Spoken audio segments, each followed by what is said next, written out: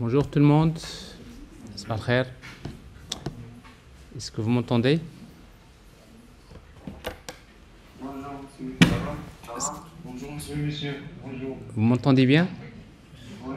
Bah, c'est parfait. Oui. Parfait, parfait. C'est quoi ça? Ouais.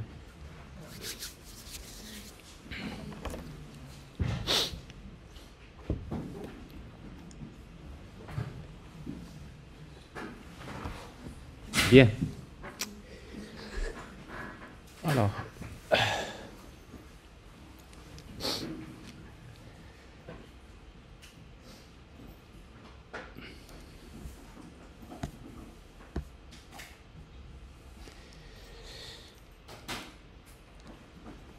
Voilà, donc on va reprendre. Vous voyez pas qu'il fait très beau comme ça? Il y a de la pluie, après il y a le soleil, donc ça mérite de... Rien que pour ça, ça mérite de venir à l'INSET, passer un dimanche, après une petite balade à côté de la mer, tout ça c'est très beau, n'est-ce pas?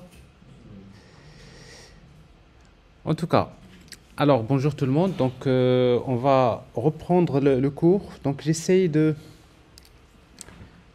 d'avancer sur la partie que nous avons commencé la dernière fois.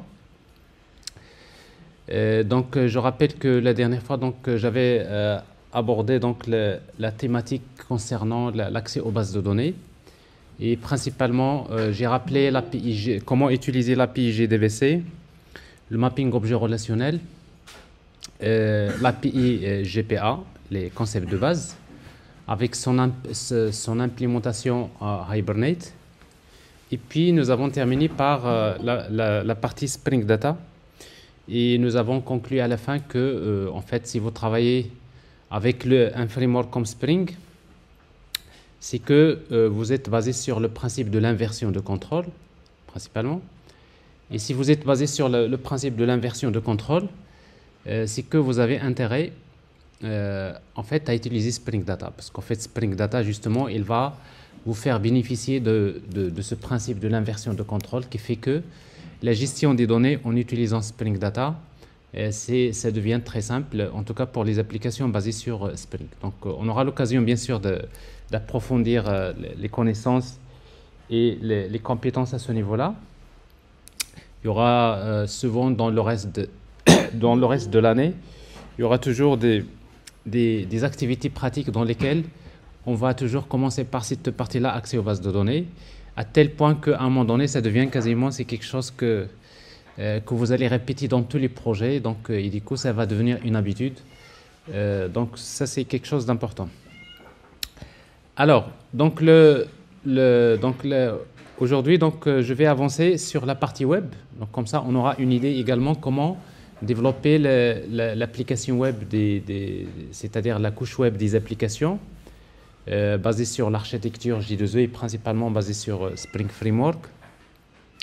Donc, nous allons faire la même chose. Donc, on va essayer donc de rappeler les concepts de base, principalement on va dire le protocole HTTP, l'API Servlet JSP, le pattern MVC. Donc, pour voir les concepts de base, c'est-à-dire les composants de base de l'architecture web J2E. Et puis, nous allons terminer par Spring MVC. Comme on a fait la dernière fois avec Spring Data, on va terminer par Spring MVC pour voir que réellement, pour développer les applications, on va toujours utiliser Spring MVC en utilisant un moteur de template qui s'appelle TeamLeaf dans un premier temps. Et après, par la suite, nous allons voir comment travailler un front-end avec un framework comme Angular ou bien React. Tout ça, c'est des choses que nous allons faire par la suite. Alors, on va essayer de voir ça aujourd'hui.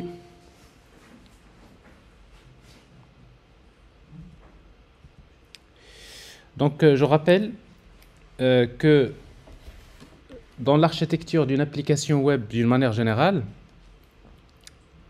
d'une application, nous avons dit que souvent l'application elle est déployée dans un serveur, dans un conteneur web ou bien dans un serveur d'application. Alors pour nous, la notion de serveur d'application, en fait le serveur d'application il est représenté d'abord par un serveur web ou bien un conteneur web qui est Tomcat. Donc on va expliquer ce que c'est Tomcat et c'est quoi son rôle. Et bien sûr plus le framework Spring, parce qu'en fait c'est Spring qui est on va dire qui fait l'inversion de contrôle. Donc c'est-à-dire si vous prenez Tomcat plus Spring, vous pouvez dire que ça c'est bien ça votre serveur d'application. Donc c'est-à-dire c'est ce Spring qui va gérer tous les composants de votre application. Donc c'est pour cela qu'on va l'appeler donc serveur d'application, tout simplement un conteneur pour l'application. L'application, nous avons dit qu'il se compose de 3 couches principales. Donc il y a la couche métier, donc c'est la couche dans laquelle on va implémenter les spécifications fonctionnelles, donc les exigences fonctionnelles des projets. Et puis donc nous avons vu que généralement la couche métier, pour tout ce qui est l'accès aux données, a besoin d'utiliser donc la Data Access Layer. C'est ce qu'on appelle également la couche DAO. Donc c'est la couche dans laquelle on va faire l'accès aux bases de données. Alors forcément, dans la majorité des cas, vous allez trouver des bases de données relationnelles. Et si vous avez des bases de données relationnelles, ça veut dire que vous avez besoin de faire le mapping objet relationnel. Et pour faire le mapping objet relationnel, bon, vous avez l'API GPA, donc qui fait partie des spécifications J2E avec son implémentation Hibernate. Et également, vous pouvez utiliser Spring Data pour gérer, donc pour faire ce mapping objet relationnel. Mais parfois, on a également d'autres SGBD. Donc, vous aurez l'occasion de voir un cours en Big Data. Et vous allez voir que généralement, il n'y a pas que les bases de données relationnelles. Et il y a ce qu'on appelle les bases de données non SQL, not only SQL, comme MongoDB, comme Cassandra, Elasticsearch, Neo4j. Donc, il existe plusieurs autres systèmes de gestion de bases de données autres que les bases de données relationnelles. Alors, dans ce cas-là, donc, on va utiliser toujours Spring Data, parce que Spring Data, c'est ça l'avantage, c'est que Spring Data, il vous permet aussi bien de communiquer avec les bases de données relationnelles que les bases de données non relationnelles globalement, c'est-à-dire les SGBD non SQL. Donc ça, on a déjà parlé la dernière fois de cette couche-là, donc nous avons vu comment ça marche. Après maintenant, aujourd'hui, donc on va s'intéresser à la couche web. Donc nous allons voir comment développer la partie User Interface Web d'une application. Et la même chose, nous allons voir quelles sont les bonnes pratiques qu'il va falloir respecter dans les couches web et quelles sont les différentes techniques qu'on peut utiliser pour développer les applications web J2E, et principalement avec le framework Spring MVC. Et nous allons voir comment faire ça. Donc, on peut dire que, en fait, dans l'architecture J2E, normalement, si vous voulez développer une application web, vous avez besoin d'utiliser 2 types de composants. Il y a ce qu'on appelle les servlets et JSP. Ça, c'est la base. Donc, servlet JSP, c'est les composants de base qui ont été créés au début et qui permettent de développer les applications web J2E. Alors, nous allons voir, c'est-à-dire c'est quoi ces 2 composants et quels sont les concepts de base de ces 2 composants. Et après, par la suite, nous allons voir réellement quand vous travaillez avec Spring MVC, comment on va s'y faire. Alors, pour comprendre ça, donc, on peut dire que servlet, c'est quoi? Alors, une servlet, ou bien un servlet, si vous voulez, c'est une classe Java. C'est une classe Java qui permet d'effectuer des traitements côté serveur. Ça veut dire quoi? Ça veut dire que quand un client HTTP, comme par exemple à partir d'un browser, je répète, donc normalement, pour développer des applications web J2E, donc, vous avez 2 types de composants à utiliser. Il y a ce qu'on appelle l'API Servlet et JSP. Alors, on va essayer donc de définir d'abord c'est quoi ces composants, et après, par la suite, nous allons voir comment travailler avec Spring MVC pour développer les applications web. Alors d'abord, c'est quoi une servlet? En fait, une servlet, c'est une classe Java qui permet d'effectuer des traitements côté serveur. Ça veut dire quoi? Ça veut dire que quand un client envoie une requête HTTP à partir d'un navigateur web, alors toutes les requêtes HTTP généralement qui sont envoyées vers le serveur web, nous allons voir, dans notre cas, nous allons utiliser un serveur qui s'appelle Tomcat. Et bien, toutes les requêtes qui sont envoyées vers le serveur, ils vont être interceptés, ils vont être reçus par ce composant qui s'appelle servlet. Donc, vous voyez donc le rôle d'une servlet, c'est quoi? C'est de recevoir les requêtes HTTP. Donc toutes les requêtes HTTP envoyées par les clients web, ils vont être reçus d'abord par ce composant qui s'appelle servlet. Alors en fait, la servlet, qu'est-ce qu'elle fait? Quand il reçoit une requête HTTP, ben, il va d'abord lire les données de la requête. Alors pour lire les données de la requête, il utilise un objet qui s'appelle request. En fait, l'objet request, c'est un objet que la servlet utilise pour pouvoir récupérer les données de la requête HTTP. C'est-à-dire toutes les informations envoyées dans la requête HTTP, on pourra les lire en utilisant ce qu'on appelle l'objet request. Donc, une fois qu'on va lire les données de la requête, la servlet, qu'est-ce qu'elle fait généralement? Il va lire les données, il va faire la validation des données. Alors, pourquoi la validation des données? Parce que souvent, vous savez, quand vous allez saisir des données des formulaires, ils arrivent vers le serveur. Ben, le serveur, avant de faire des traitements, il doit d'abord vérifier est-ce que ces données-là, c'est-à-dire sont valides, est-ce qu'elles respectent le bon format. Donc, forcément, il y a une opération de validation des données qui va être effectuée par la servlet. Une fois que les données sont validées, ben, la servlet, il va faire les traitements côté serveur. Et pour faire les traitements, qu'est-ce qu'elle fait généralement? Ben, la servlet, il fait appel à la couche métier. Bon, généralement, la couche métier, c'est la partie dans laquelle généralement on programme tous les traitements. Et généralement, c'est dans la couche métier qu'on va faire appel souvent à la couche DAO. C'est-à-dire la couche métier elle-même, il fait appel à la couche DAO. Et la couche DAO elle-même, elle est liée à la base de données. Donc forcément, l'essentiel, c'est que pour la servlet, à chaque fois qu'il reçoit une requête HTTP, il va lire les données de la requête, il va faire la validation des données, ensuite il fait appel à la couche métier pour effectuer les traitements, il va récupérer les résultats. Bon, par exemple, l'utilisateur, il peut saisir, par exemple, faites une recherche sur Google, ben, vous tapez par exemple un mot-clé pour faire une recherche, vous envoyez la requête, ben, la servlet, il va lire d'abord ce que vous avez saisi dans le mot-clé, et bien, il va faire la recherche, et pour faire la recherche, il fait appel à une fonction dans la couche métier qui permet de faire la recherche. Ben, cette fonction-là, c'est elle qui va se connecter à la base de données pour faire les recherches. Il va utiliser donc on va dire, vous savez, parce que pour faire par exemple sur Google, pour faire une recherche, c'est un métier. C'est-à-dire chercher des articles pour vous, c'est un métier parce que derrière la recherche, il y a des bases de données, il y a de l'intelligence artificielle, il y a des moteurs d'indexation. Il existe plusieurs techniques qui font que quand vous tapez votre requête, vous allez retrouver bien sûr le résultat adéquat. Mais tout ça, on va dire, c'est la couche métier. L'essentiel, c'est la couche métier. Il fait les traitements, il va retourner des résultats. Et après ces résultats-là, ça peut être une liste d'articles. Une liste, par exemple, d'articles qui vont être affichés. Alors maintenant, qu'est-ce qui reste? Ben, la servlet a besoin d'envoyer ces résultats au client, au navigateur, à la partie front-end. Et pour pouvoir envoyer les résultats à la partie front-end, il existe deux façons.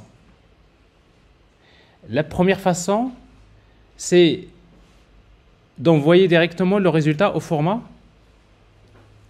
HTML. C'est-à-dire que le client envoie la requête et à la fin, qu'est-ce qu'il reçoit? Il reçoit un résultat au format HTML. Alors si le client envoie la requête vers le serveur fait les traitements, et à la fin, le serveur envoie le résultat au format HTML. Donc, on dit que ça, c'est ce qu'on appelle le modèle, le rendu côté serveur. Le rendu HTML se fait côté serveur. Ça veut dire quoi? Ça veut dire que le navigateur envoie la requête vers le serveur, il fait tous les traitements, il fait tout ce qu'il veut, et à la fin, il va générer le résultat au format HTML, et ce code HTML, il arrive vers le browser et après, il s'affiche. C'est-à-dire le navigateur web, il ne fait presque rien. Il ne fait que recevoir la page et après, il va l'afficher. Et on reprend. On clique sur le bouton, on envoie la requête vers le serveur fait les traitements, il récupère des résultats et ces résultats-là, il va les formater au format HTML côté serveur et on envoie le HTML au client. Donc, le modèle, ça c'est l'ancien modèle. C'est ce qu'on appelle le modèle rendu côté serveur, rendu HTML côté serveur. Ça veut dire que le rendu HTML se fait côté serveur. C'est la première solution. En fait, le premier modèle. Alors, la deuxième solution, c'est de dire tout simplement, une fois que je récupère les résultats du traitement, et bien ces résultats-là, ils vont être envoyés directement au client au format JSON. Vous savez que le format JSON, c'est un format dont on avait déjà parlé. C'est-à-dire, on va prendre les résultats, on va les convertir en format JSON. Et après, l'application web, qu'est-ce qu'il va recevoir? Il va recevoir les résultats au format JSON. Et quand l'application cliente reçoit les résultats en format JSON, c'est le client, c'est l'application cliente qui va se charger de prendre ces données JSON et de les transformer au format HTML. C'est-à-dire que la génération du code HTML se fait côté client et non pas côté serveur. Donc il y a deux modèles. Il y a le modèle où le code HTML il est généré du côté du serveur. Alors dans ce cas-là, le client, le navigateur, il ne fait que afficher. Le deuxième modèle, c'est le modèle dans lequel le rendu HTML se fait côté serveur. C'est-à-dire que le client reçoit les résultats au format JSON, par exemple. Ça peut être du XML, mais dans la majorité des cas, c'est le format JSON qui est utilisé. Et c'est le navigateur qui doit se charger de prendre ces résultats JSON, ces données JSON, et de les afficher au format HTML. Alors, dans ce cas-là, pour pouvoir générer le rendu HTML côté client, si vous voulez générer de HTML côté client, alors vous aurez besoin d'utiliser un framework JavaScript, comme par exemple Angular, comme React, React.js, etc. Donc ça veut dire que si vous faites le rendu HTML côté client, il vous faut apprendre un framework JavaScript comme Angular et React.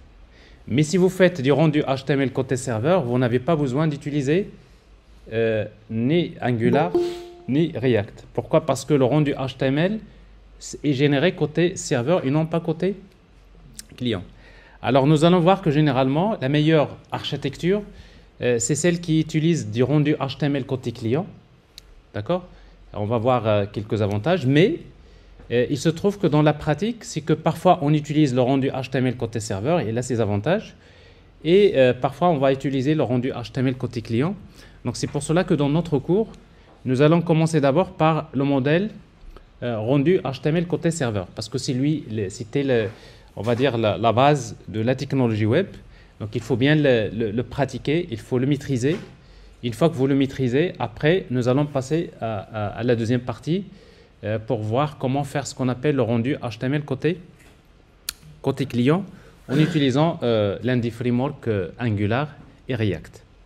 Alors, je continue. Dans ce cas-là, c'est-à-dire que la suite du cours que je vais vous faire pour le moment, c'est-à-dire je suppose qu'on va faire du rendu HTML côté serveur. Donc, côté client, on va le laisser, donc on aura l'occasion de le traiter. Donc, quand on fait du rendu HTML côté serveur, qu'est-ce qu'il fait la servlette? Je répète, la servlette, quand on envoie la requête, il reçoit les données. Ensuite, il va faire les traitements. Il récupère les résultats. Alors, cette fois-ci, les résultats, il va les envoyer au client format HTML. Alors, sauf qu'une servlette, c'est une classe Java. C'est une classe Java. Ce n'est pas pratique de générer du code HTML dans une classe Java. Nous allons voir par la suite, si vous voulez générer du code HTML dans une servlette, vous allez écrire beaucoup de code, ce n'est pas pratique. C'est la raison pour laquelle, en fait, il existe un autre composant qui est utilisé pour générer facilement du code HTML, c'est ce qu'on appelle une page JSP. Alors, en fait, une page JSP, c'est à peu près ce qui ressemble à une page PHP, ce que vous connaissez. Donc, c'est exactement le même principe. Bon, c'est une page dans laquelle on va trouver, c'est une page qui ressemble à une page HTML, mais à l'intérieur de laquelle on va trouver du code Java. Donc ça, c'est ce qu'on va voir tout à l'heure. Alors pour cela, la servlette, quand il reçoit les résultats, bah, qu'est-ce qu'il va faire? Bah, il va stocker ces résultats dans un objet qui s'appelle le modèle. Donc, c'est-à-dire le modèle, c'est quoi? C'est un objet dans lequel je vais stocker des résultats. Alors, pourquoi tout simplement je vais stocker les résultats dans le modèle? Parce que ce n'est plus la servlette qui va afficher les résultats, c'est la page JSP. Donc, une fois que la servlette va stocker les résultats dans le modèle, qu'est-ce qu'elle fait en quatrième étape? Ben, la servlette va faire appel à la page JSP. Et la page JSP, qu'est-ce qu'elle va faire? Ben, il va prendre... J'ai déjà beaucoup de trucs là que je dois... Alors, qu'est-ce qu'il va faire? Ben, il va prendre les résultats à partir du modèle. Vous voyez, donc le modèle, c'est quoi? C'est juste un objet dans lequel on va stocker les résultats qui seront affichés. Donc, la page JSP, qu'est-ce qu'il va faire? Il va accéder à ce modèle, il va lire ses résultats, mais une fois qu'il va lire ses résultats, il va générer le code HTML. C'est-à-dire, il va prendre ses résultats, il génère du code HTML comme une page PHP, et puis ce code HTML va être envoyé vers le client, c'est-à-dire la servlette va envoyer le résultat HTML en utilisant ce qu'on appelle l'objet response. Donc vous voyez, donc l'objet request, c'est pour récupérer les données de la requête, et l'objet response, c'est l'objet que je vais utiliser pour envoyer la réponse. Donc principalement, c'est les deux objets principaux qui sont très importants dans une application web J2E. L'objet request, HTTP servlet request, et HTTP servlet response. Donc c'est ce qu'on va essayer de voir tout à l'heure. Alors, si vous travaillez comme ça, c'est que vous êtes en train de respecter un design pattern, un modèle qui s'appelle MVC. C'est très connu. Alors, MVC, ça veut dire quoi? MVC, c'est un pattern. Alors, MVC, ça veut dire modèle. V, ça veut dire view. Et C, ça veut dire controller.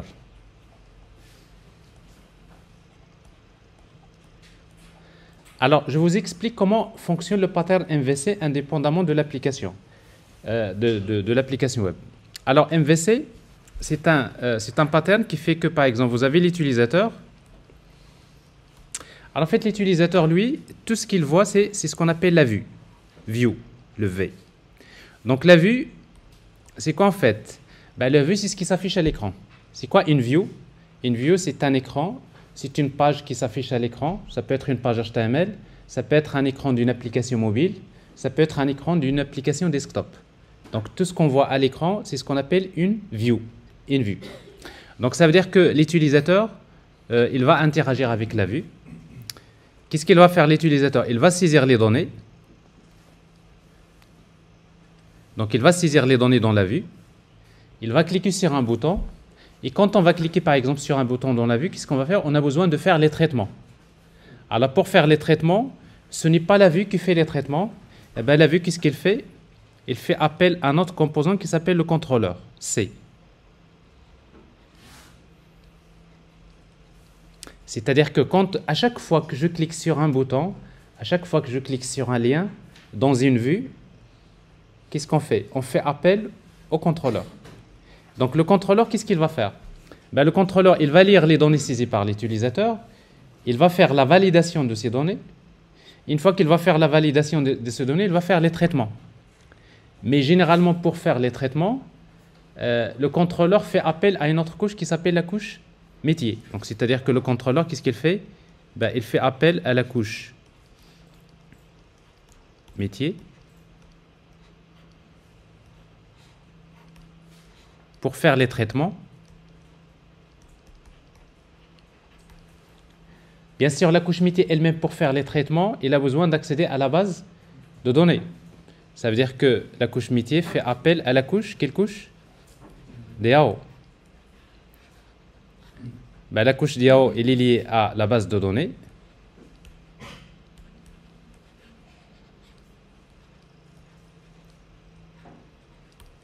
Donc ici, on va dire C2. Donc, on fait appel au traitement et on récupère les résultats. Vous voyez, donc le contrôleur, il va récupérer en troisième étape les résultats. Après, c'est quoi les résultats? C'est des résultats souvent qu'on va récupérer à partir des traitements qui sont effectués dans la couche métier. Donc le contrôleur, il fait les traitements, il récupère les résultats, et puis ces résultats, il va les stocker dans un objet qui s'appelle le modèle. Donc le M.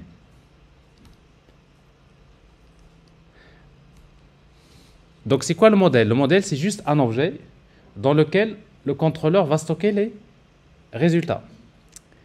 Et après, une fois que le contrôleur stocke les résultats dans le modèle, ben, il fait encore appel à la vue, en cinquième étape.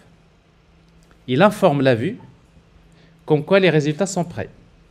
Ça s'appelle une notification. Donc, c'est-à-dire, une fois que le contrôleur termine son travail, il stocke les résultats, ben, il demande à la vue, ça y est, moi j'ai terminé mon travail. Ben, la vue, qu'est-ce qu'il va faire? Il doit afficher ses résultats. Donc, c'est-à-dire qu'une fois que la vue est appelée, qu'est-ce qu'il fait la vue? Ben, tout simplement, il va récupérer les résultats.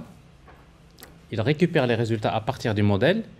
Les résultats s'affichent et on reprend. Ça veut dire que l'utilisateur, il va regarder les résultats, il clique sur un bouton. Quand on clique, qu'est-ce qui va se passer? On appelle le contrôleur fait les traitements, on récupère les résultats, on stocke les résultats dans le modèle, on fait appel à la vue récupère les résultats à partir du modèle et les affiche. Donc, c'est ce qu'on appelle le pattern. C'est un design pattern. MVC, ça c'est quasiment... le pattern MVC, c'est quelque chose qui est utilisé de manière classique dans toutes les applications. Le pattern MVC, ça concerne uniquement la couche UI. C'est la couche web, plutôt la couche présentation. C'est-à-dire tout ça, MVC, ça concerne uniquement, c'est quelle couche? C'est la couche présentation. Donc, en arrière, vous allez corriger quelque chose, c'est que la couche, plutôt le pattern MVC, mais la couche métier et la couche DAO. Donc, le métier et DAO, ça c'est à part, il y a d'autres patterns, il y a d'autres techniques, il y a d'autres frameworks, etc. qui seront utilisés. Mais pour MVC, il est utilisé uniquement pour la couche présentation. C'est-à-dire, on peut l'utiliser dans une application mobile, dans une application web, dans une application desktop. Ça concerne la couche présentation. Est-ce que c'est clair? Donc, ça c'est le fonctionnement du pattern MVC. Alors maintenant, si vous développez une application web, J2E, eh bien, pour créer un contrôleur, vous voyez, donc le contrôleur, pour le créer, on utilise un composant qui s'appelle servlet. Ouais. Alors, pour créer les vues, on utilise un composant qui s'appelle JSP. Donc, et on reprend la même chose. Vous voyez, donc, on envoie la requête, le contrôleur reçoit les résultats, plutôt reçoit la requête, il fait les traitements, il récupère les résultats, il stocke les résultats dans le modèle, et ensuite, il fait appel à la vue.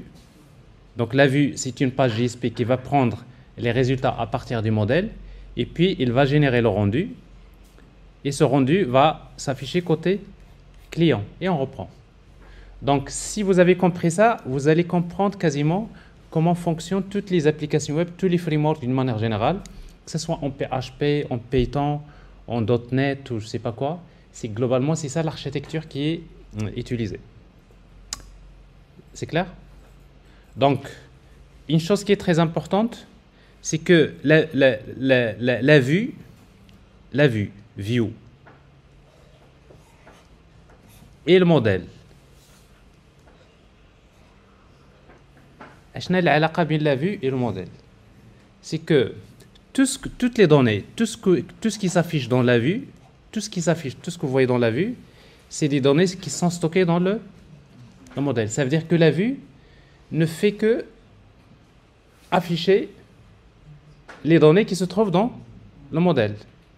Donc, si vous voyez un tableau de produits dans la vue, eh bien, ça veut dire que dans le modèle, vous avez une liste d'objets, une liste de produits par exemple. Si vous avez une liste de produits, bah, c'est dans le modèle et après, côté vue, donc ça devient donc, un tableau HTML qui s'affiche. OK? Donc, il y a ce lien. Donc, c'est-à-dire, généralement, Autre chose, c'est que toutes les données qu'on va saisir dans la vue, les données qu'on va saisir dans la vue, elles vont être stockées dans le modèle. C'est-à-dire, ce qu'on va saisir dans la vue, il sera stocké par la suite dans le modèle. Il y a également un élément important, c'est que le lien entre les données qui se trouvent dans le modèle et ce qui est affiché dans la vue, avec le lien qui est mal, il a un nom, c'est ce qu'on appelle le data binding. Data.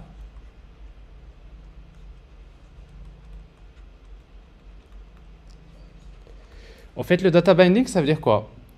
Si le fait de lier la variable qui se trouve dans le modèle avec un texte, par exemple, dans la vue, de façon à ce que quand je vais changer la variable,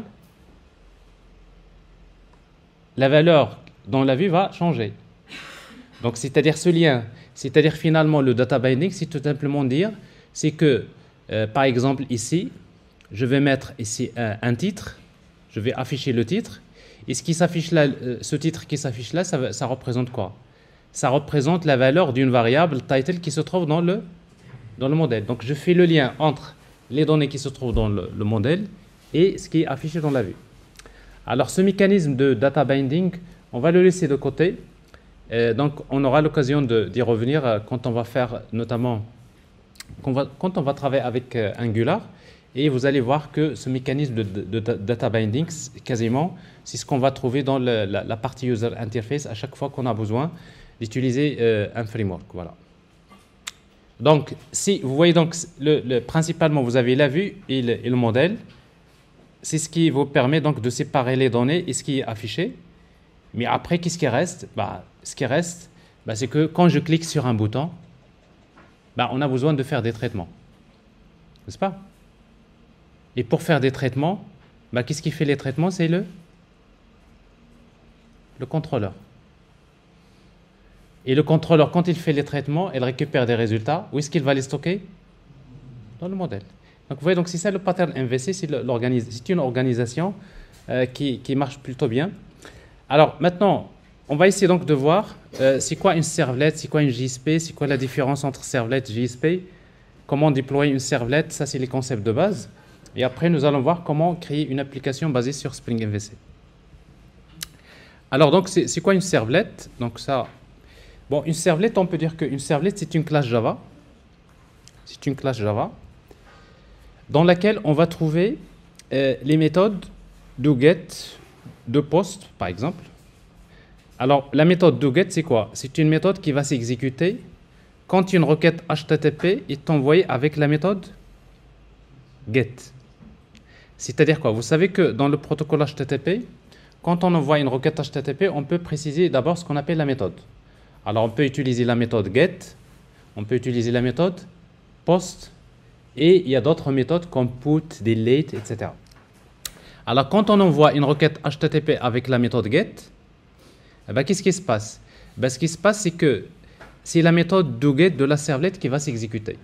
Donc, ça veut dire que la méthode doGet, c'est quoi? C'est la méthode qui s'exécute quand une requête HTTP est envoyée avec la méthode get. DoPost, c'est quoi? C'est la méthode qui va s'exécuter quand une requête HTTP est envoyée avec la méthode post. Alors, comme vous pouvez le voir, il n'y a pas que de get et de post, il y a également de put, de delete, de head. Alors, tout ça, c'est quoi? C'est des méthodes du protocole HTTP.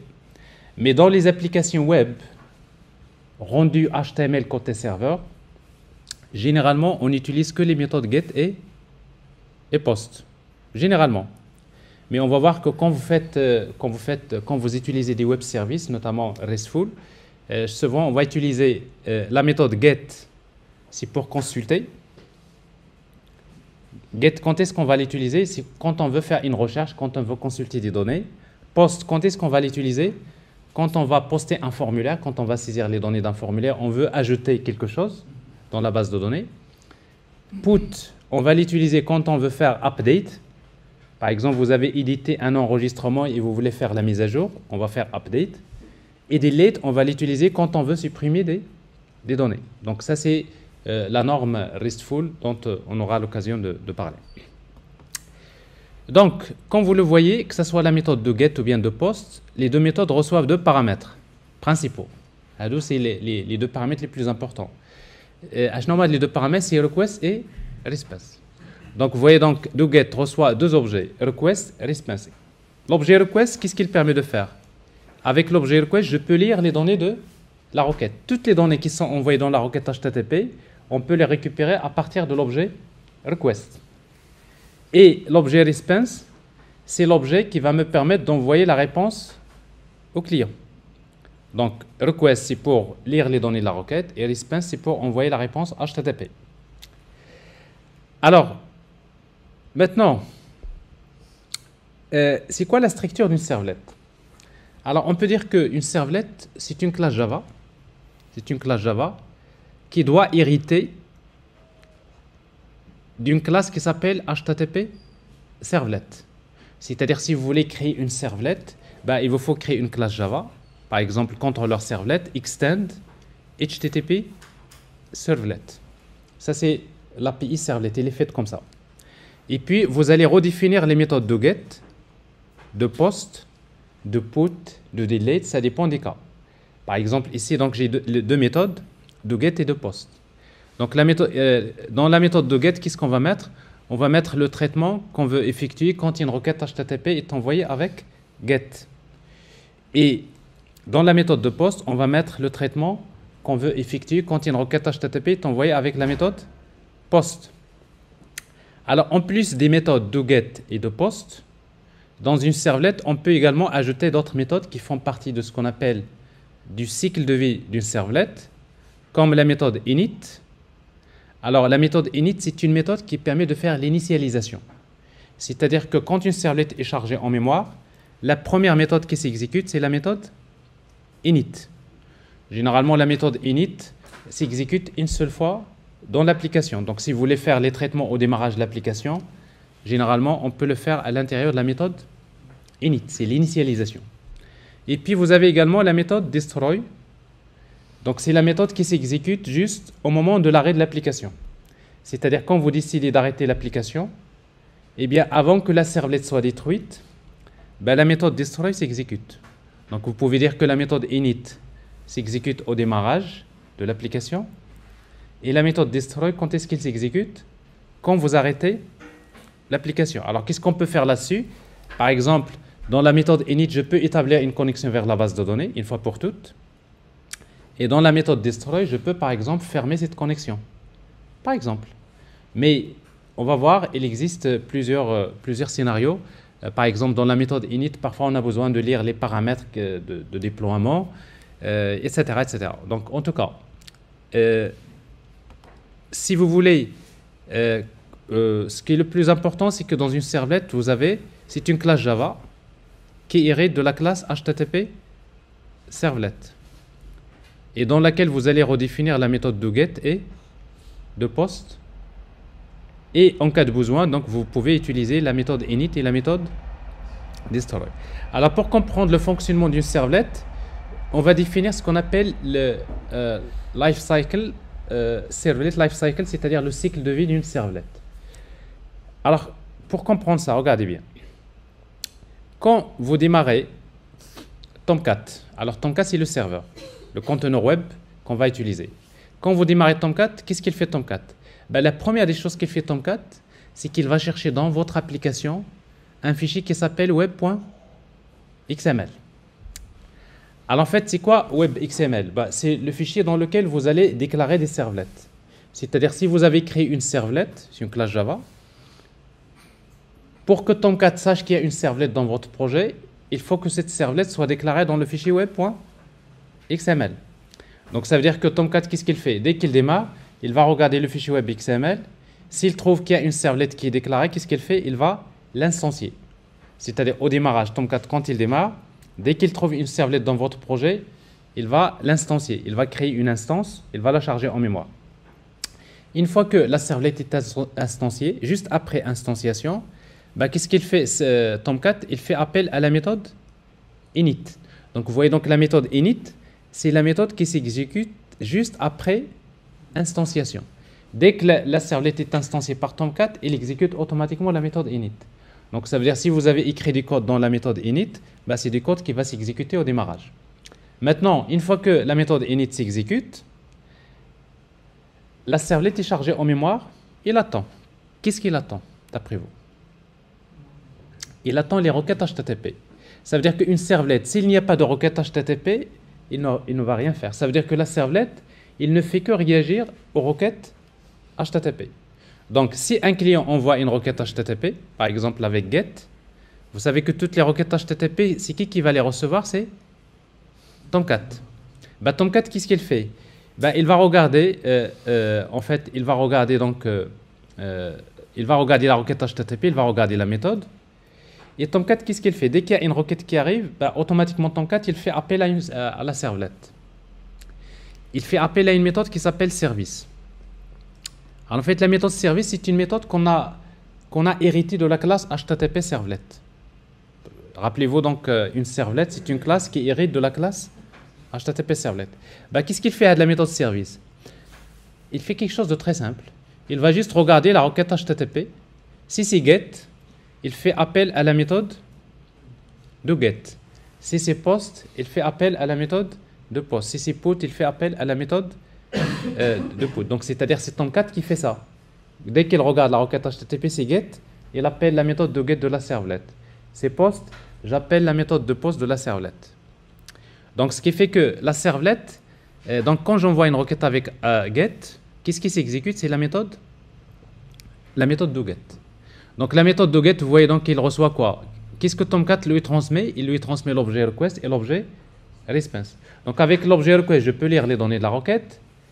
La servlet fait les traitements, il récupère des résultats et après, il va générer un résultat au format HTML.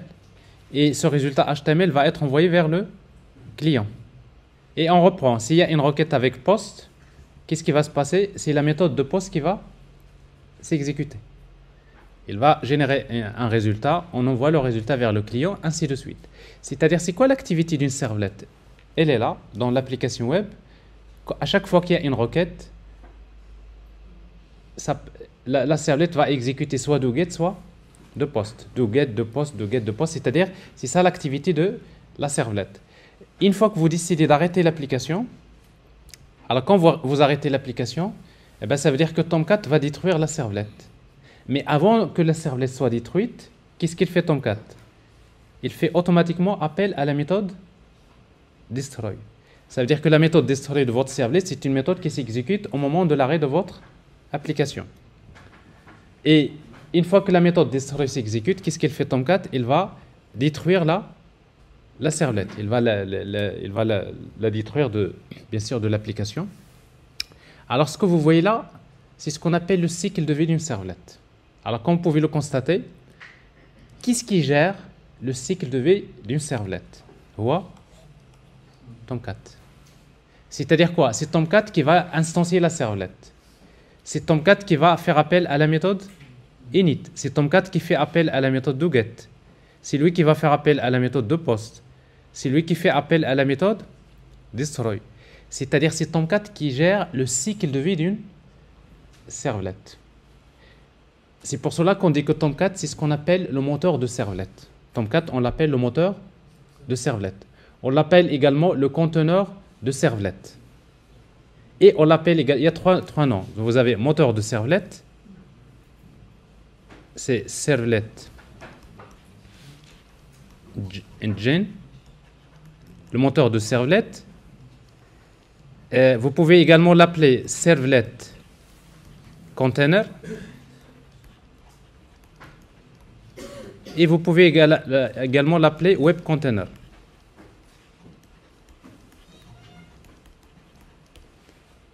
Tout ça, c'est Tomcat.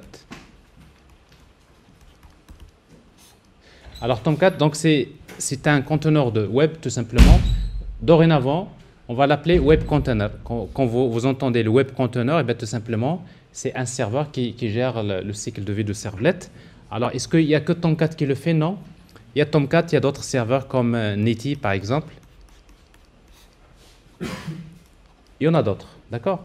Mais en fait, de manière populaire, souvent, En fait, c'est Tomcat que vous allez souvent retrouver par défaut dans vos applications si vous travaillez avec Spring d'une manière générale.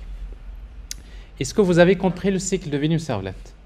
Vous voyez donc loin du code, le cours quand même, le plus important c'est ça.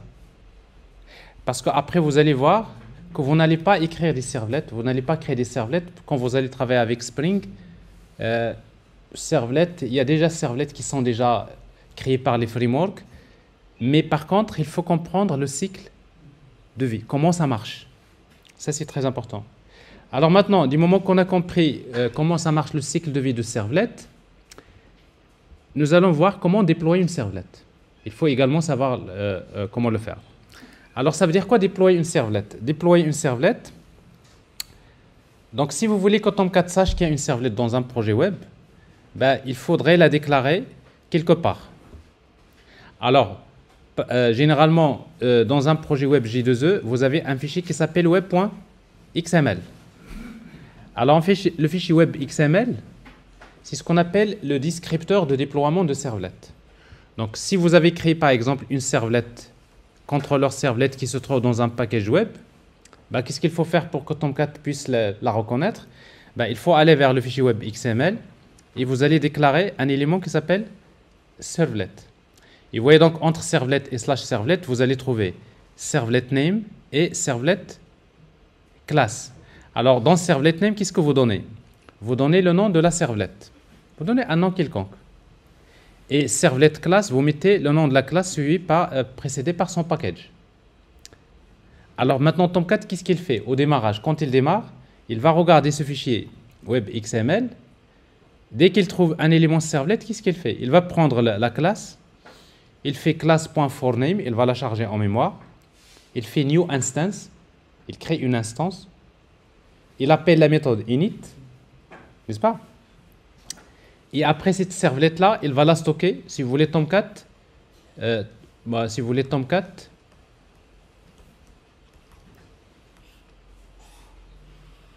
alors quand vous dites le conteneur ça veut dire quoi? Tomcat, ça veut dire que lui,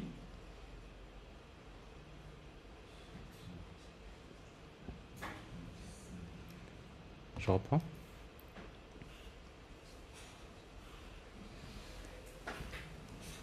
Alors ça veut dire que Tomcat dispose d'une liste, d'une collection de type map, key value.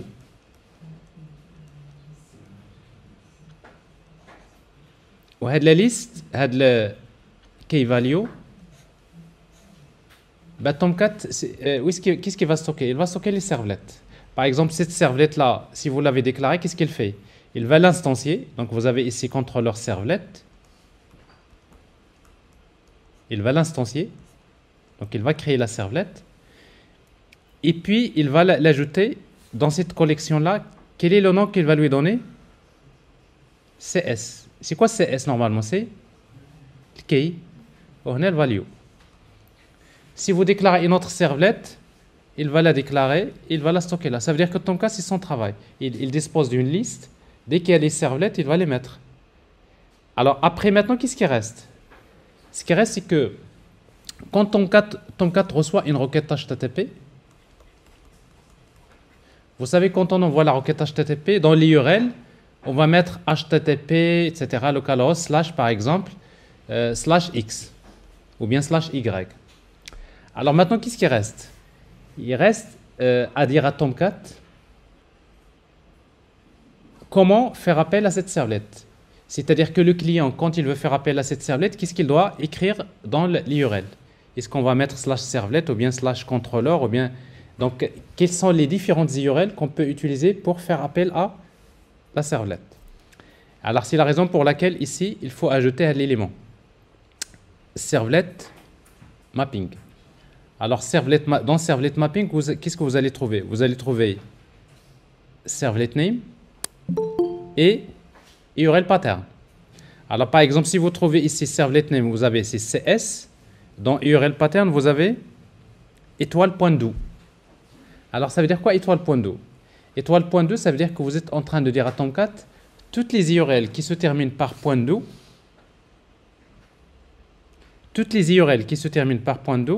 tu vas les envoyer vers cette servlette.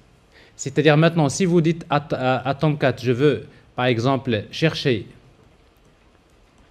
.do, ou bien vous dites slash, par exemple, afficher .do, ou bien vous dites n'importe quoi .do, supprimer .do.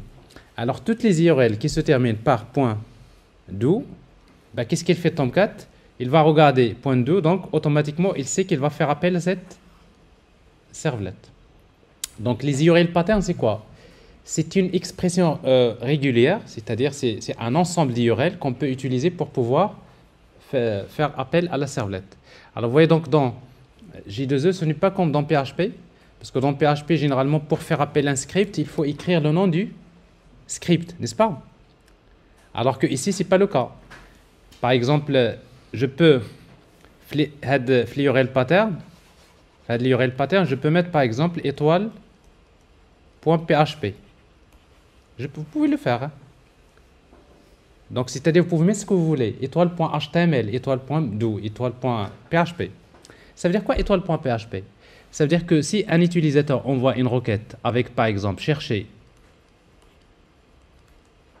.php, n'est-ce pas? Qu'est-ce qu'il va faire Tomcat? Il va regarder l'URL chercher.php. Donc, qu'est-ce qui va traiter cette requête? C'est cette servlette. Ce qui fait que l'utilisateur, qu'est-ce qu'il voit dans les URL? Il voit que des trucs .php, n'est-ce pas? Est-ce que mon application est développée avec PHP? Non. Donc, c'est juste pour vous dire, ce n'est pas parce que vous regardez l'URL JSP ou bien PHP ou quelque chose, ça veut dire automatiquement, alors c'est développé avec une telle technologie. Bon, la preuve ici, c'est que quand vous avez une servlette, vous pouvez mettre les URL que vous voulez. Donc, c'est pas. Donc, la servlette, souvent, on peut mettre .html ou bien .jsp ou on peut mettre ce qu'on veut. S'il te plaît, tu l'appelles parce que sinon il va.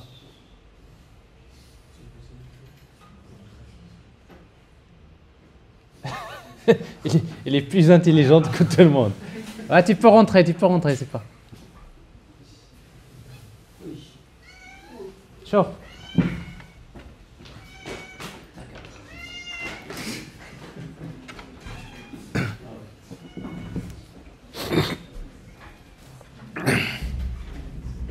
Est-ce que c'est clair? Est-ce que vous avez compris Oui. Oui. Oui, moi j'ai compris, mais j'aimerais savoir, s'il vous plaît. Tomcat, il peut éventuellement héberger plusieurs applications. Tout à fait. Comment il fait pour ça, pour faire la différence entre une application A et une application B? Alors, tout à fait. Alors, c'est vrai que le schéma que je viens de vous montrer ne représente pas ne représente pas ce que je viens de dire, mais en réalité, c'est comme ça que ça se passe. C'est que Tomcat, il gère plusieurs applications, tout à fait. Tomcat.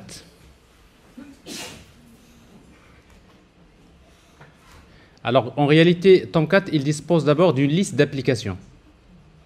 D'accord? C'est comme ça que, si vous voulez le représenter. Alors, chaque application, c'est Web Application, Web App.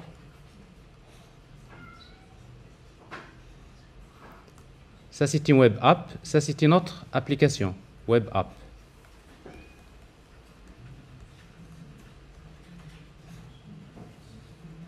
D'accord? Et après, dans une application, vous avez des servlettes. C'est-à-dire, ici, vous avez une liste de servlettes. Ça, c'est une servlette, par exemple.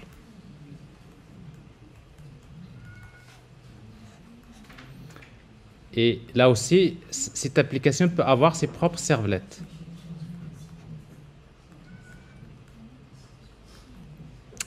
Ben, il dit que donc, Tomcat, lui, qu'est-ce qu'il reçoit? Il reçoit généralement, quand il reçoit la requête, il reçoit une URL dans laquelle il y a ce qu'on appelle, par exemple, si vous mettez HTTP localhost, etc., slash. D'abord, c'est ce qu'on appelle le contexte de l'application, app1, slash, par exemple, x.do. Donc ça, c'est ce qu'on appelle le contexte de l'application. C'est avec ce path-là qu'il sait déjà, il s'agit de quelle application. Est-ce qu'il s'agit de cette application-là ou bien l'autre application. Et si vous mettez par exemple, si vous envoyez la requête avec /app2, ça c'est le contexte de l'application, par exemple a.do. Donc forcément la requête, il va l'envoyer dans cette application. Est-ce que c'est clair? Oui, monsieur, merci. Voilà. Donc ça, c'est juste pour vous ayez une idée. Alors ici, donc le schéma que j'ai fait tout à l'heure, plutôt je représente une seule application. Mais en réalité, Tomcat, il peut déployer plusieurs applications. Dans chaque application a ses propres servlets. Bon, alors maintenant, ce que vous avez appris à travers ce slide, c'est que si vous voulez déployer une servlette, alors retenez bien ça, c'est que dans J2E, on va parler de deux choses. Développer, déployer. Alors, développer une servlette, ça veut dire quoi? Ça veut dire créer une classe qui hérite de la classe HTTP servlet. Déployer une servlette, ça veut dire quoi? Ça veut dire qu'il faut la déclarer dans le fichier web.xml. Alors maintenant, déclarer une servlette dans le fichier web.xml, c'est une solution. Il existe une autre solution. Au lieu d'utiliser le fichier web.xml, on peut utiliser la notation web servlet.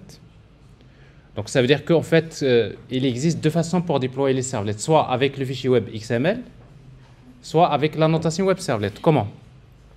Alors avec la notation web servlet, eh bien, tout simplement, c'est-à-dire vous créez la classe, par exemple, contrôleur servlet, et vous ajoutez la notation web servlet. Alors web servlet, vous spécifiez name. Vous voyez donc c'est le nom de la servlette et vous spécifiez URL patterns. Sachant que pour chaque servlette, vous pouvez définir plusieurs URL.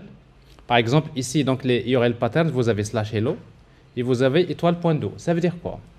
Ça veut dire que pour faire appel à cette servlette, j'ai deux façons de faire. Soit que j'écris http localhost /hello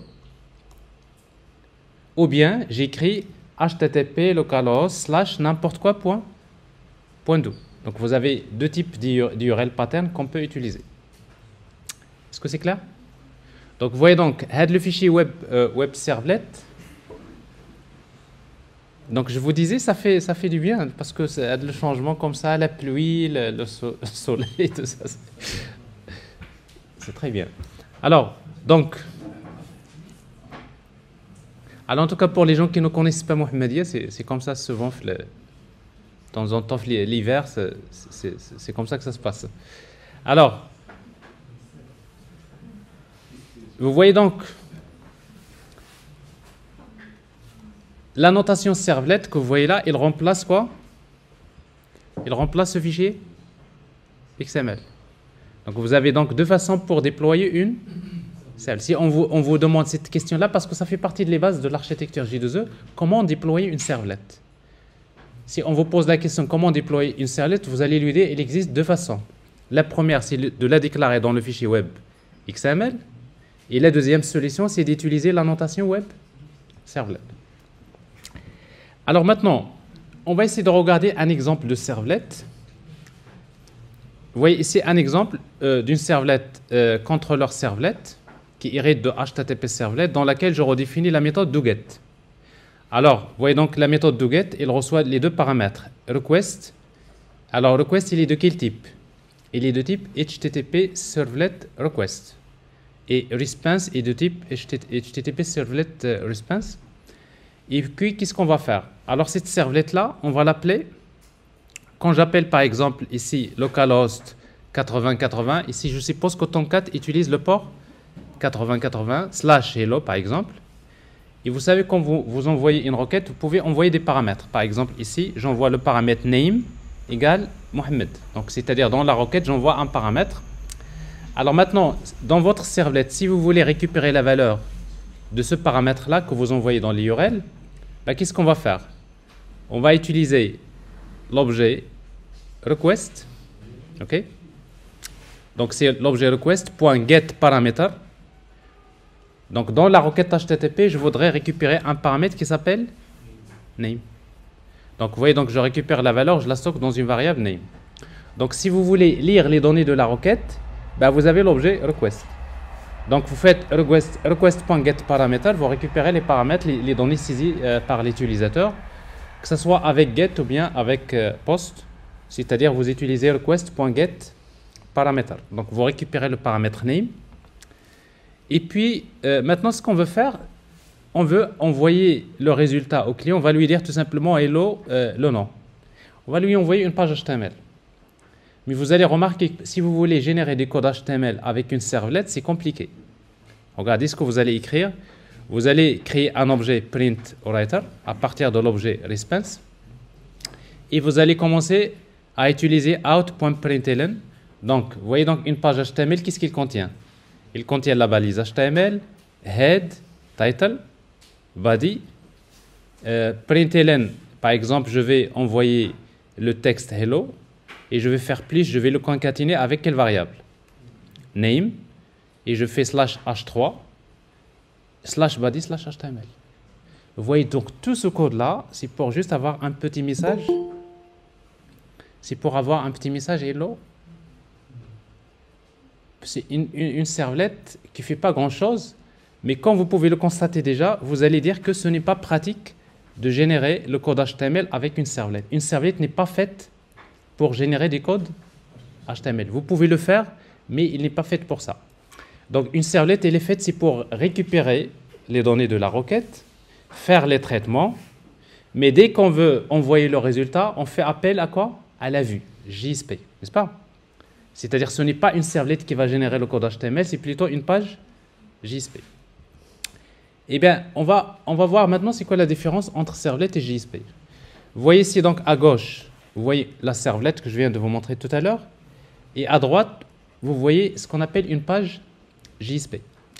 Alors, si vous voulez créer une page JSP au lieu de travailler avec une servlette, ben voilà le code que vous allez écrire.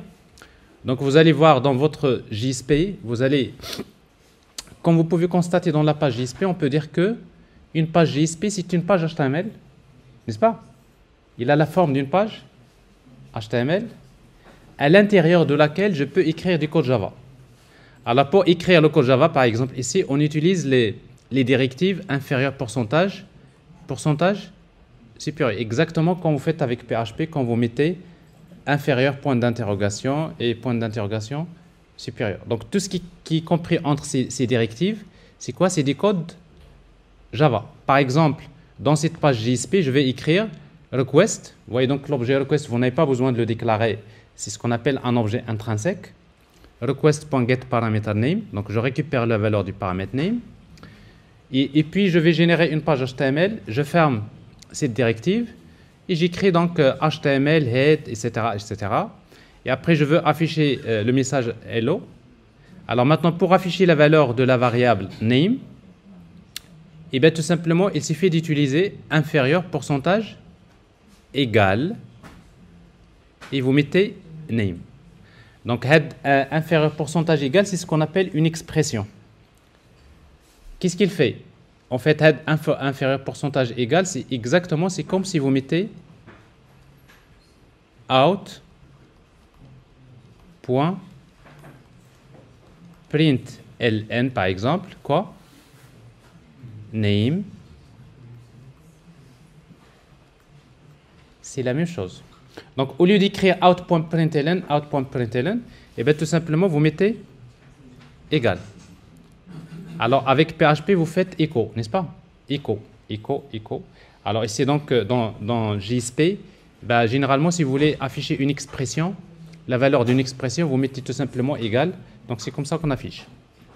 Donc, si vous donnez une comparaison entre servlet et JSP, qu'est-ce qu'il faut dire? Il faut dire que c'est quoi la différence entre servlet et JSP? Alors, vous pouvez dire que une servlet, c'est une classe Java. C'est une classe Java à l'intérieur de laquelle je peux générer des codes HTML. Je répète, servlet, c'est une classe Java à l'intérieur de laquelle je peux générer des codes HTML. Alors, une JSP, c'est l'inverse. C'est une page HTML à l'intérieur de laquelle je peux écrire des codes Java. Donc c'est juste la forme. Tout ce que vous pouvez faire avec une servlette, vous pouvez le faire avec JSP. Et tout ce que vous pouvez faire avec JSP, vous pouvez le faire avec servlette.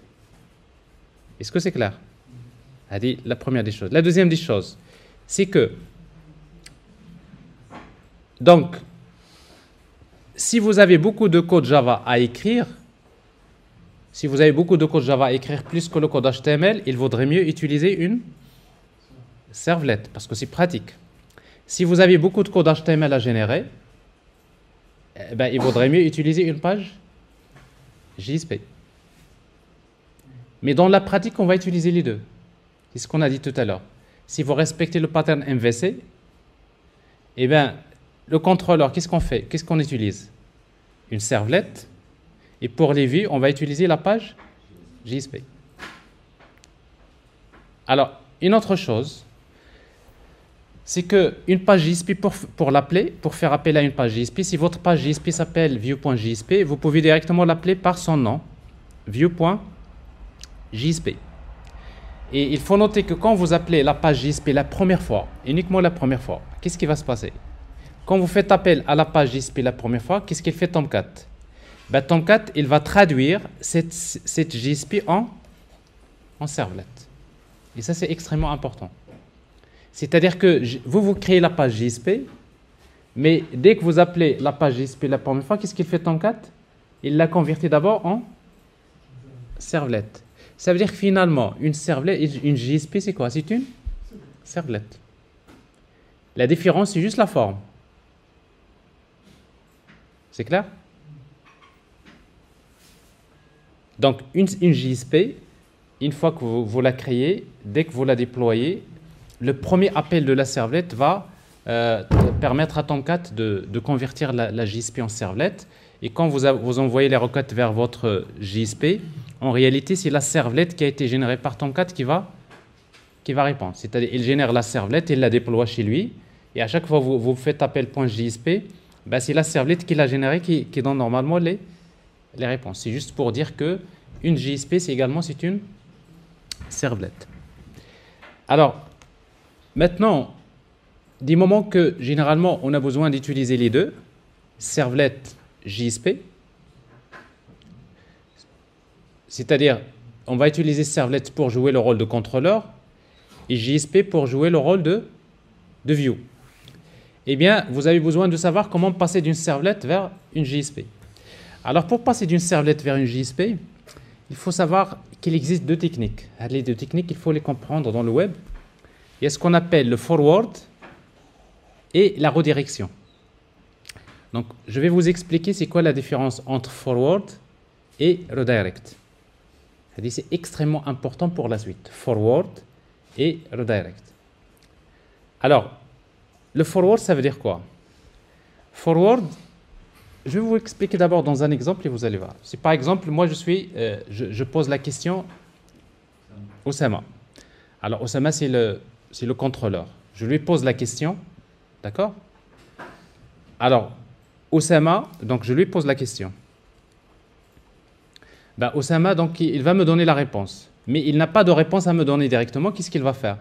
Il y a quelqu'un d'autre qui est Mohamed.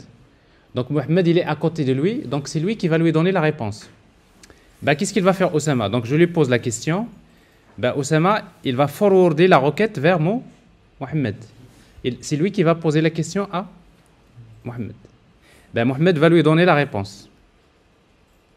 Et Oussama va me répondre. Vous voyez, donc pour le client, moi je ne connais pas Mohamed. Qu'est-ce que je connais? C'est Oussama. Donc je pose la question à Oussama, Oussama me répond. Mais en réalité, pour que Oussama puisse me répondre, qu'est-ce qu'il a fait? Il a fait ce qu'on appelle, il a forwardé. Il a transmis la requête, ou bien la question, vers quelqu'un d'autre. N'est-ce pas? La technique qui s'appelle forward. Alors par exemple, dans le cas c'est-à-dire de MVC, on envoie la requête vers le contrôleur qui est une servlette. La servlette fait le traitement. Une fois qu'il termine, qu'est-ce qu'il fait? Il fait un forward vers la JSP. La JSP, qu'est-ce qu'elle fait? Quand on fait le forward, on transmet l'objet request et l'objet response. La JSP, qu'est-ce qu'elle fait? Il va générer le rendu HTML et après, le rendu HTML va être envoyé vers le client. Alors, si vous voulez faire le forward, voilà ce qu'on fait. Dans la servlette, on utilise l'objet request.getRequestDispatcher.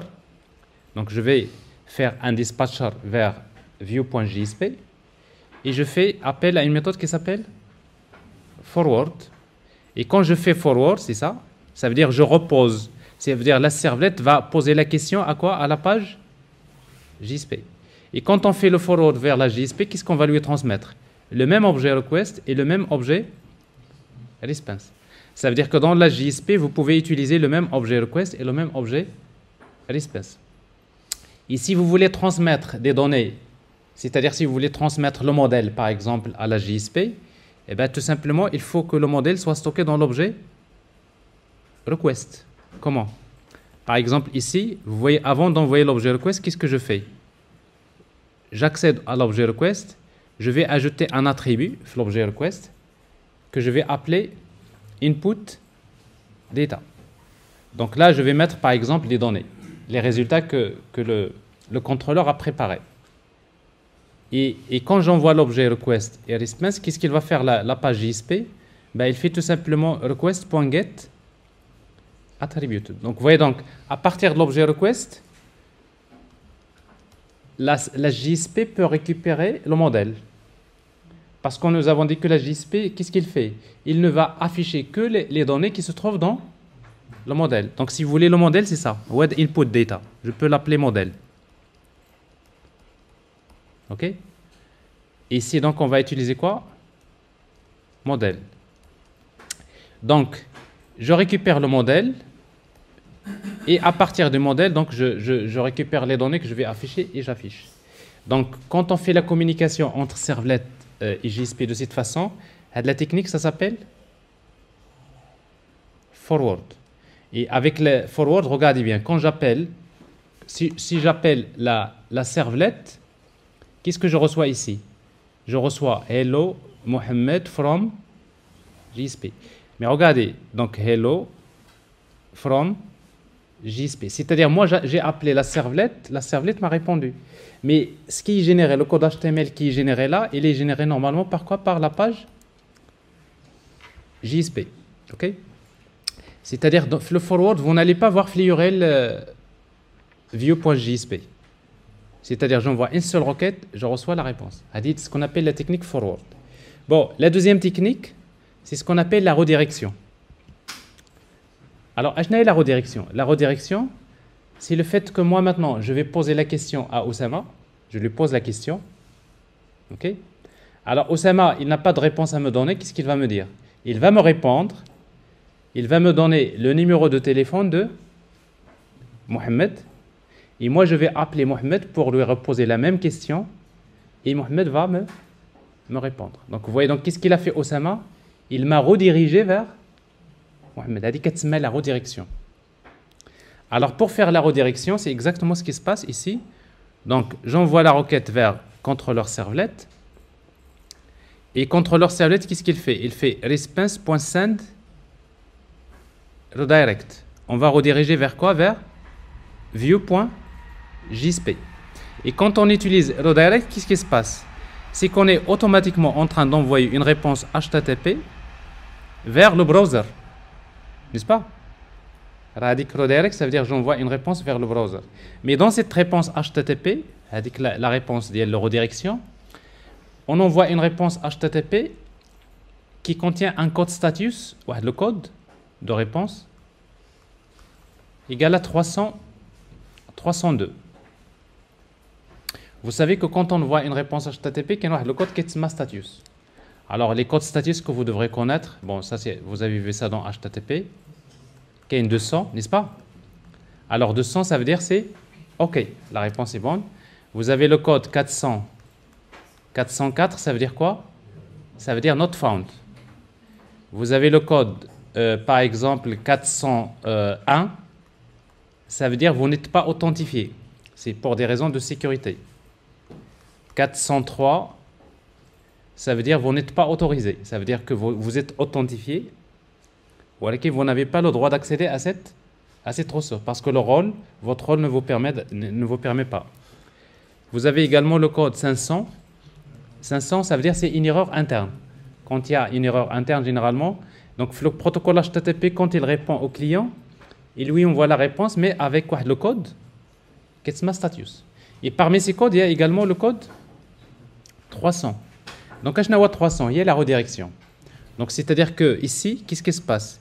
C'est qu'on envoie une requête vers le browser avec le code 300, mais en même temps, on envoie un header qui s'appelle location. Location égale view.jsp. Ça veut dire quoi? Je n'ai de la réponse. Ça veut dire que j'indique au browser, envoie une requête vers view.jsp. Donc vous voyez, donc Osama, quand je lui ai posé la question, il m'a répondu. Ben, qu'est-ce qu'il m'a dit? Il m'a dit tout simplement de poser la question à Mohamed. Alors ça, c'est ce qu'on appelle une redirection. Alors ici, donc, vous remarquez bien que dans la redirection, il y a combien de requêtes? 2. Donc, j'envoie la requête, je suis redirigé vers une autre ressource. Alors, visiblement, parfois dans vos applications HTML, vos applications web, si vous prenez votre browser, quand vous tapez l'adresse d'une page, quand vous tapez par exemple l'adresse d'une page, entrée, alors si vous voyez que l'adresse change, vous tapez entrée, si vous voyez que l'adresse change, c'est quoi ça? C'est une redirection. Et si vous voyez que l'adresse ne change pas, il s'agit quelque part, c'est un forward qui se fait côté serveur.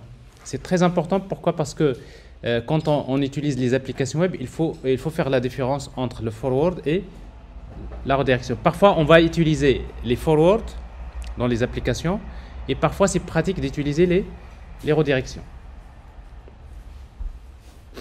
Est-ce que vous avez compris la différence entre forward et redirection? C'est clair? Ben, si vous avez compris, c'est que nous avons terminé les concepts de base de l'architecture web. Alors maintenant, la pratique, on va passer à la pratique, c'est-à-dire, vous voulez maintenant développer une application web pour les entreprises. Eh bien, ce n'est pas avec Servlet JSP que vous allez faire ça. Si vous voulez développer une application pour l'entreprise rien en utilisant JSP et Servlet, ben vous allez rester beaucoup de temps. Et ben c'est la même chose, vous avez besoin d'utiliser un framework, n'est-ce pas? Donc vous avez besoin d'utiliser un framework qui va vous permettre de faciliter le travail. Alors si vous travaillez avec un framework comme Spring MVC, eh bien vous n'avez pas besoin de créer ni de Servlet ni de JSP. Alors comment?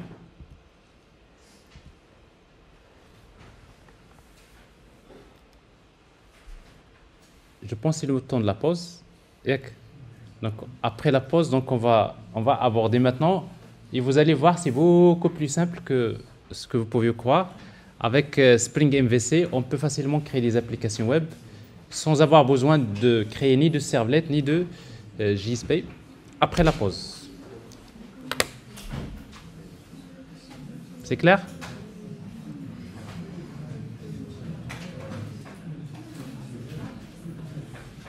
Oui, monsieur.